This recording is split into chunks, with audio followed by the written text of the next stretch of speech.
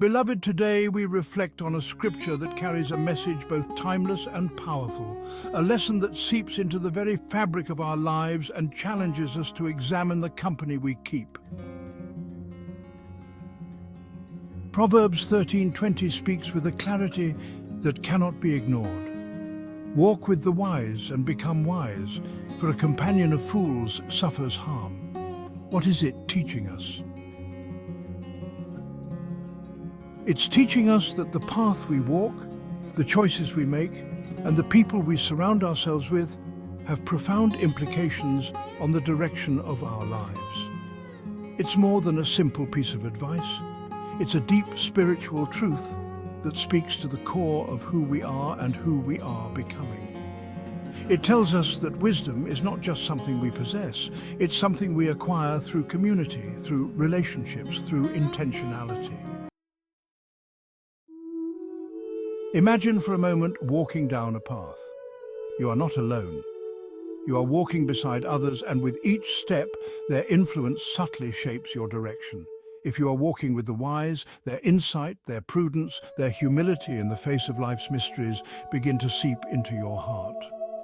The wise are not those who know everything, but those who understand how little they know. They lean into God's understanding, not their own. They are steady, discerning, and humble.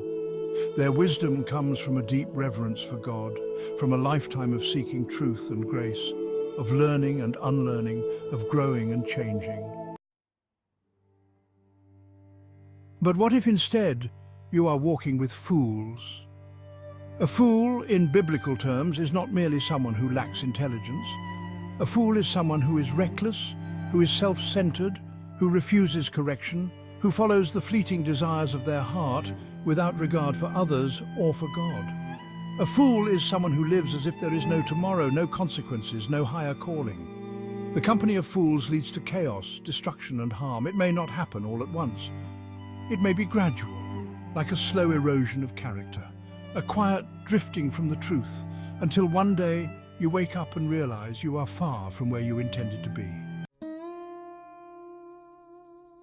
This scripture is urging us to be vigilant about the relationships we cultivate. The people we allow into our inner circle, those whose voices we listen to, whose habits and thoughts we absorb, they are either shaping us into vessels of wisdom or dragging us into the snares of foolishness. Relationships are powerful. They can elevate us to new heights of spiritual maturity, or they can lead us down paths of ruin. It is not an exaggeration to say that your very future is shaped by the people you choose to walk beside. Think about the wisdom of Jesus. Jesus, the ultimate embodiment of wisdom, demonstrated the profound importance of relationships throughout his ministry. He surrounded himself with a small circle of disciples, teaching them, molding them, walking with them. Jesus didn't just give them commandments from a distance. He shared life with them. He ate with them, prayed with them, wept with them. His wisdom wasn't imparted through grand speeches alone. It was imparted through relationship, through love, through intimacy. He chose his companions carefully, not because they were perfect, but because they were willing to learn, to grow, to be transformed. Jesus also warned against the company of fools. When he spoke of the Pharisees, those religious leaders who were blind to the truth, he warned his disciples to leave them. They are blind guides. If the blind lead the blind, both will fall into a pit. Matthew 15:14. Jesus understood that those who walk in foolishness not only endanger themselves, but also those who follow them. His teaching aligns perfectly with Proverbs 13:20. He knew that the path to wisdom, to life, to God was narrow, and that the company we keep could either help us stay on that path or lead us astray. And yet, Jesus also spent time with those who were lost, those who were considered fools by society, tax collectors, sinners, the broken and downtrodden. Why? Because he came to transform them, to lead them to wisdom, to offer them a new way of life. He didn't indulge in their foolishness. He offered them a way out of it. This is crucial. Jesus didn't compromise his wisdom for the sake of relationship. He offered his wisdom relationship.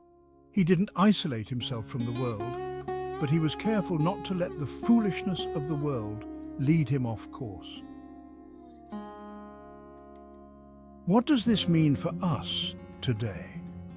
It means that we must be intentional about the relationships we form. We must seek out wise companions, those who reflect God's love, who encourage us to grow in our faith, who challenge us to live righteously. We must be cautious about allowing the influence of fools into our lives. This doesn't mean we shun those who are struggling or lost, just as Jesus didn't. But we must be discerning about who we allow to shape our heart and mind. In your everyday life, think about who you walk with. Who do you seek counsel from? Who do you turn to in times of trouble? Are they wise?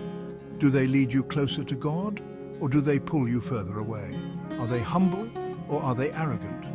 Do they build you up with truth, or do they tear you down with lies?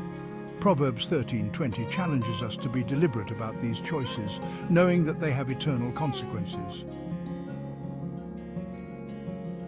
This proverb also reminds us of something else. Wisdom is contagious, just as foolishness is. The more we walk with the wise, the more we absorb their ways, their patience, their love of God's truth. Wisdom doesn't come all at once. It comes through time spent in the company of those who seek after it. And this is where Jesus comes in again, for he is wisdom incarnate. To walk with Jesus is to walk with the ultimate source of wisdom. To learn from him is to learn the ways of God. To follow him is to ensure that your steps are guided by truth, love, and grace. Beloved, Proverbs 13:20 is more than just a warning. It's an invitation to seek out wisdom, to cultivate relationships that lead to growth, to choose the path of life. Let us walk with the wise, for in doing so, we will find ourselves walking ever closer to the heart of God.